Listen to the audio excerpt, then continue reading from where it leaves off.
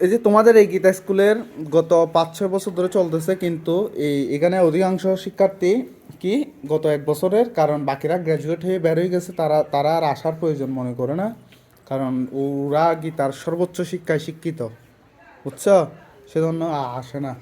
ওরা বাড়ি ঘরেই তো আছে, আসে না। এখন এই যে ও তো আসে অন্তত গত 1 বছর ধরেই তো আসতেছে অন্তত। দেখি তুমি হরিশন মন্ত্রটা বলো তো। ওম চুপ করো, বলো। ওম বিষ্ণু তৎ বিষ্ণু পরমং পদম তরা পুষ্পন্তি সূর্য দেব চুষ্করাত। এইটা হলো আচমন মন্ত্র। হরিশন মন্ত্রটা বলবে, হরিশন মন্ত্র। ওম অপবিত্র ওম গঙ্গে ছ, এটা বলো। এটা নাই আমার গেতে। এ না থাকলে তুমি মুখস্থ আছে না? মুখস্থও নাই, দেখে দেখে বলতে হবে। দাও, ওইটা দাও, চারটা দাও, যেটাতে আছে এটা দাও, দাও এটা দাও। দাও। বলো তো দেখি, দেখে দেখে হইলে বলো। ওম গঙ্গেশ্চ যমুনা চৈব গদাবরী সরস্বতী নর্মদে সিন্ধু কাবেরী জলহস্মি সরস্বতী। চুপ করো, আওয়াজ করবে না। আবার বলো তো। ওম গঙ্গেশ্চ যমুনা চৈব গদাবরী সরস্বতী নর্মদে সিন্ধু কাবেরী জলহস্মি সরস্বতী। জোরে করে বলতে হবে, আর একটু জোরে, জোরে। ওম গঙ্গেশ্চ যমুনা চৈব গদাবরী সরস্বতী নর্মদে সিন্ধু কাবেরী জলহস্মি সরস্বতী। হ্যাঁ, এটাকে কি বলছো? ওম। ওম হ্যাঁ, গঙ্গেশ্চ হ্যাঁ। যমুনা চৈব। যমুনা বলছো না, যমুনা বলছো না। এটা কি বাংলা রিডিং পড়া? যমুনা বলতে হয়। এতক্ষণ এতক্ষণ বলছি না, ঠিক মতো উচ্চারণ করে বলছিলাম, তখন তুমি কোথায় ছিলে, কোন জগতে ছিলে, খেয়াল করো নাই? তোমাদের এই দুঃখের জন্য আমি গীতা স্কুলে যাওয়া পছন্দ করি না, বুঝছো? তোমরা যে লাও সে কদু এক কথায়। এই তো এই যে তুমি যমুনা বলছো না, যমুনা গঙ্গে চ কি, যমুনা চৈব বলছো না। যমুনা কেন বলবো? যমুনা বললে সেটা বাংলা রিডিং পড়া হয়ে যাচ্ছে না। কি বলতে হবে তাইলে? কি বলতে হবে? ইয়া মনে বলতে হবে না? কি বলতে হবে যে? কি বলতে হবে যে? হ্যাঁ, জোরে বলো। ইয়া মনে চৈব বলতে হবে, তাই না? এরপরে বলো, এরপর গোদা। গদাবরী সরস্বতী নর্মদে। সরস্বতী বলছো না, তো সরস্বতী কেন বলবে? ওইখানে একটু ও উচ্চারণ করতে হবে না? ওই দেখো দেখো, তুমি এইখানে লেখা আছে, এই যে এইখানে, এইখানে সরস্বতী বলতে হবে না? বকলা একটা আছে যে বর্গীয় বজে যেটা আছে, এটাতে কি বলতে হবে? ও উচ্চারণ করতে হবে না? এই আওয়াজ করি না তোমরা। সরস্বতী, তাই না? তারপর নর্মদে। নর্মন্দে। এইখানে কি দন্ত নয়তো আছে? আছে? এইখানে কি দন্ত নয়তো আছে? তো তুমি নর্মন্দে বলছো কেন? নর্মন্দে কেন বলছো?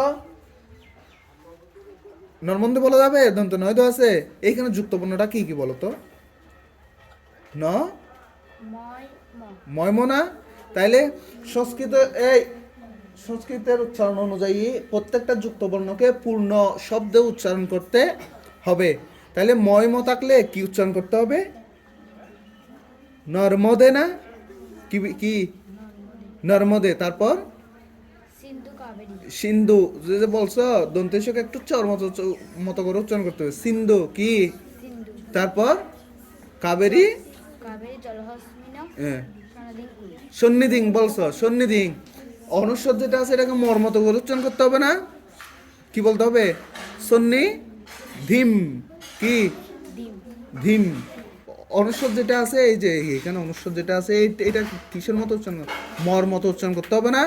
সন্নিধিম করু। তাইলে দেখো, এই ওম গঙ্গে চ যমুনে চৈব গোদাবরী সরস্বতী নর্মদে সিন্ধু কাবেরী জলস্মিন সন্নিধিম কুরু, এরকম করে উচ্চারণ করতে হবে না?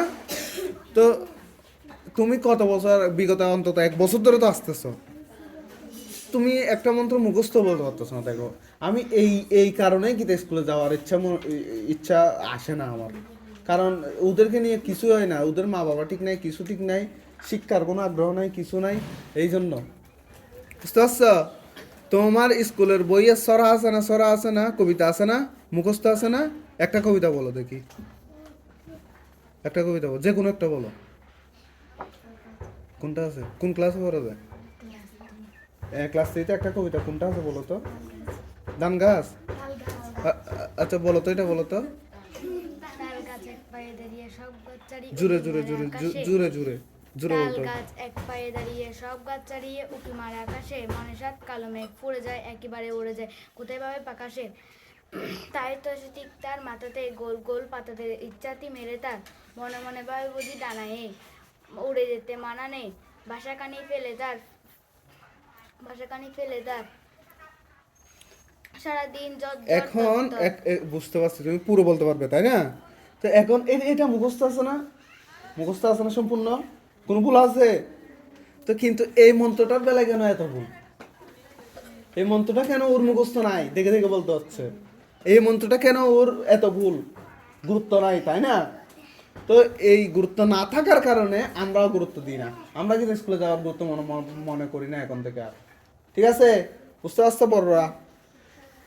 এই এরা কি ওই যে স্কুলের কবিতাটা শেখার জন্য ও কি নিজে নিজে শিখছে?